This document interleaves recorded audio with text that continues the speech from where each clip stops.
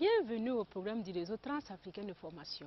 Les enseignements qui suivent sont tirés du module sur le pastorat dénommé École de Millet. L'orateur est le pasteur Abel Nguerarou, docteur en théologie. Il s'entretiendra avec vous sur comment nourrir le peuple de Dieu. Bonne écoute, que le Seigneur vous parle et vous fasse du bien. Ces séries d'enseignements sont destinées aux pasteurs, aux responsables des églises locales, des communautés où nous servons. Le manuel 3 dans cette série Pastorat, je rappelle, le module Pastorat parmi les autres modules a ces 4 manuels. Le premier manuel est sur l'importance du ministère pastoral. Cette importance est étudiée par rapport à Dieu, l'Éternel lui-même, qui est le berger de son peuple, dans le psaume 23. Ensuite, le Seigneur Jésus-Christ lui-même comme le bon berger. Le parallèle du passage du psaume 23, qui est Jean 10 dans le Nouveau Testament. Ensuite, le Saint-Esprit lui-même qui établit les responsables des églises pour paître le troupeau. Tout cela, nous le trouvons aussi dans ce passage central de notre ministère qui est Actes chapitre 20, le verset 17 jusqu'au verset 38 et le verset 28 est au centre. Parce que c'est à partir de là que Paul, en conseillant, en donnant les dernières recommandations aux pasteurs, aux responsables de l'église d'Éphèse, leur a dit, veillez sur vous-même et veillez sur le troupeau sur lequel le Saint-Esprit vous a établi évêque pour paître l'église de Dieu qu'il s'est rachetée par son propre sang. Donc vous voyez l'importance du ministère pastoral. Ce ministère est ancré dans la personne de Dieu lui-même, le berger de son peuple, Jésus-Christ, le bon berger et le Saint-Esprit qui nous est établi.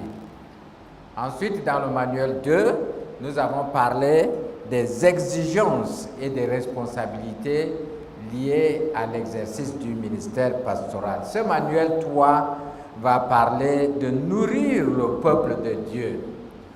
Comment nous devons nourrir le peuple de Dieu? Pour toute cette série, non seulement du manuel que j'enseigne, mais mes autres collègues dans les autres manuels, nous avons mentionné à l'introduction de ces modules qu'il y a 2 dangers que court le ministère pastoral aujourd'hui dans le monde et particulièrement sur notre continent, l'Afrique. 2 dangers. Le premier danger, c'est la méconnaissance de la parole de Dieu qui fait la raison d'être du pasteur. Si la parole de Dieu n'est pas comprise, n'a pas la place centrale au ministère pastoral, eh bien, on court le danger de ne pas être à la hauteur de cette noble responsabilité que Dieu nous a confiée. La deuxième chose, le deuxième danger, c'est le désordre de la pratique pastorale aujourd'hui qui bafoue sa dignité. Le désordre dans lequel nous nous plongeons souvent sur notre continent. La pratique pastorale est assez désordonnée et à cause de ce désordre, sa dignité est bafouée. Ce sont 2 dangers parmi d'autres. C'est pourquoi les pasteurs, si nous sommes appelés à cette tâche, nous devons comprendre notre rôle. Dans le passage de Éphésiens chapitre 4, verset 11, il nous est dit que Dieu a fait don des personnes il a fait don pour le perfectionnement de l'Église, il a fait don des personnes, parmi lesquelles il y a les pasteurs docteurs. Les pasteurs docteurs pour le perfectionnement de saints. Évidemment, dans ce contexte-là, ce n'est pas seulement les pasteurs docteurs, mais les pasteurs docteurs avec d'autres personnes qui ont reçu de Dieu des dons et l'ensemble de leur exercice qu'on peut mettre sous l'exercice pastoral, l'ensemble de leur ministère aide donc l'Église à croître.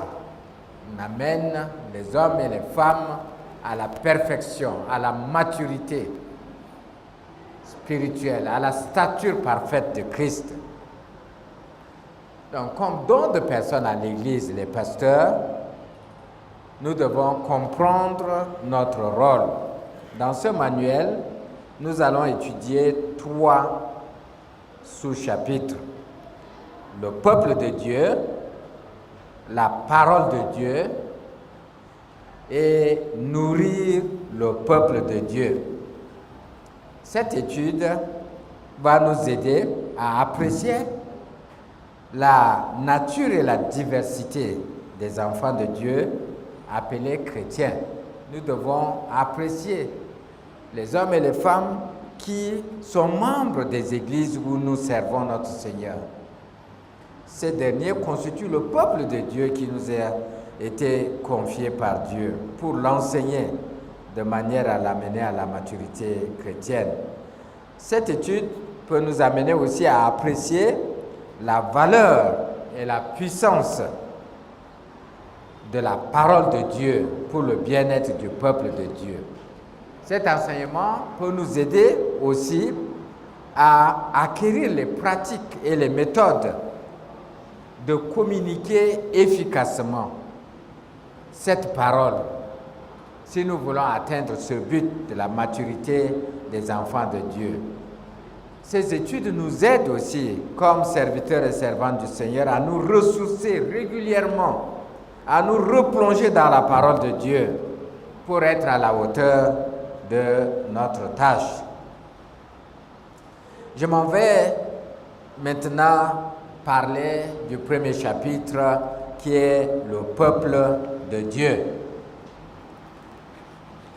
Dans un des manuels écrit et enseigné par mon collègue le docteur Mardoché, il a parlé et va parler encore du peuple de Dieu qui est l'Église. Mais cet enseignement, c'est de comprendre le peuple de Dieu qui est l'Église du point de vue du pasteur. Ce n'est pas simplement la doctrine de l'Église, mais comment le pasteur comprend l'Église. Qu'est-ce que l'Église est pour le pasteur? Le pasteur doit chercher à comprendre la nature de cette Église et les besoins de ce peuple de Dieu, son dynamisme. Le pasteur doit constamment revoir sa disposition, l'exercice de son ministère, toujours en rapport avec l'Église. Si nous voulons faire un état de lieu et nous demander qu'est-ce que les gens aujourd'hui en Afrique pensent du peuple de Dieu et de sa croissance, certainement vous avez entendu des gens parler de l'Église en Afrique. Est-ce que cette Église en Afrique est en train de croître spirituellement, moralement et physiquement jusqu'à atteindre la maturité chrétienne, comme cela est dit dans Ephésiens 4? Est-ce que c'est ce qui se passe en Afrique, sur notre continent, dans nos pays? À qui attribuer la réussite ou l'échec? Si l'Église grandit réellement, c'est une réussite. À qui attribuer cette réussite-là?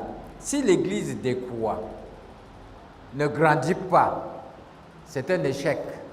À qui attribuer cet échec? si le temps nous est donné de nous entretenir sur ces questions que les gens posent autour de nous, nous pouvons en venir avec beaucoup de réponses. Dans ces réponses-là, la place du pasteur pour la croissance ou bien l'échec de l'Église revient au pasteur.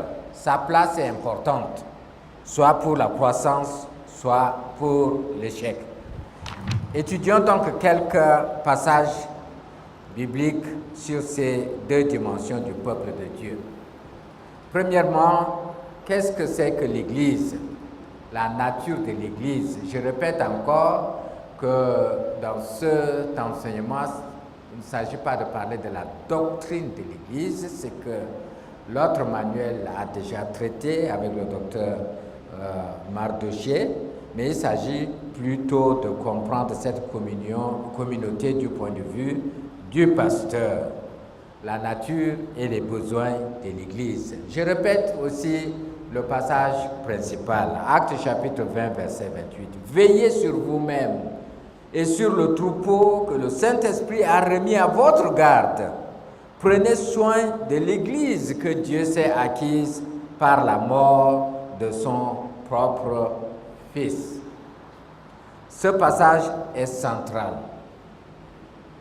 Qu'est-ce que le pasteur doit comprendre de cette nature de l'Église? Il y a au moins 4 dimensions à comprendre, à saisir et à s'en approprier.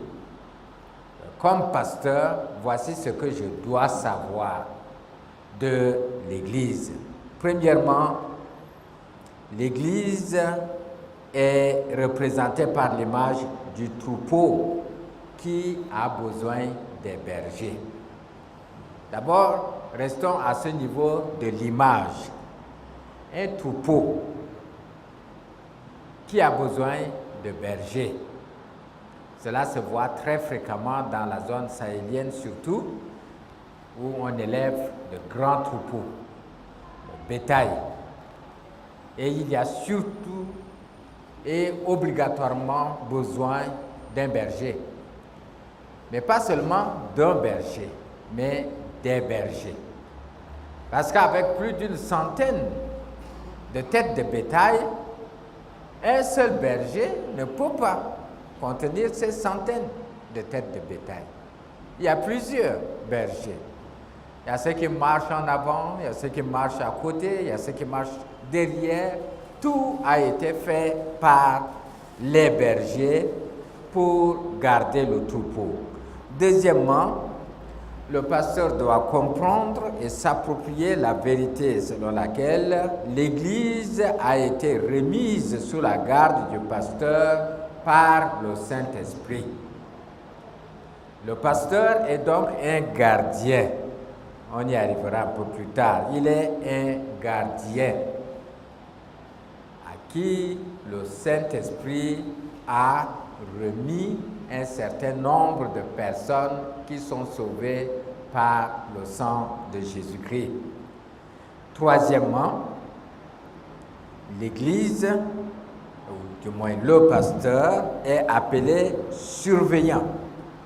Ce surveillant, aujourd'hui, ou dans certaines de nos traductions, c'est le terme d'évêque, de l'évêque, qui est devenu beaucoup plus de position dans l'Église que l'exercice même du ministère. L'évêque veut dire simplement le surveillant, celui qui a l'œil sur les chrétiens, sur l'enseignement de la doctrine. Mais le point important pour le surveillant à comprendre dans ce passage, c'est qu'il est sorti du milieu de l'Église. C'est une personne parmi les chrétiens qui a été élevée à cette tâche-là, à cette position de responsabilité. Donc ce surveillant, ce pasteur, il surveille ses propres frères et sœurs. Il est de la même nature que ce n'est pas un extraterrestre, un extra-humain. Il est pris du milieu de l'Église et il a été placé comme veilleur. comme surveillant, comme gardien. Le pasteur doit comprendre cela, pas intellectuellement, mais s'en approprier. Sa raison d'être et la raison d'être de l'Église, c'est qu'il y ait des bergers à qui Dieu a confié la responsabilité de veiller sur les chrétiens. Quatrièmement, l'Église est propriété de Dieu. C'est sa propriété. L'Église appartient à Dieu. Et dans ce verset, l'accent est mis sur le prix de rachat par le sang de Jésus-Christ. On va détailler cela tout à l'heure. Donc il est nécessaire que le pasteur comprenne la nature de l'Église parmi laquelle il a été établi par le Saint-Esprit, pasteur. Et en accord avec les autres responsables qui reconnaissent son appel, son don de paître le troupeau. Il n'est pas donné à tout le monde de paître le troupeau. Il y a ceux qui ont d'autres dons, mais au pasteur, il est donné de paître le troupeau.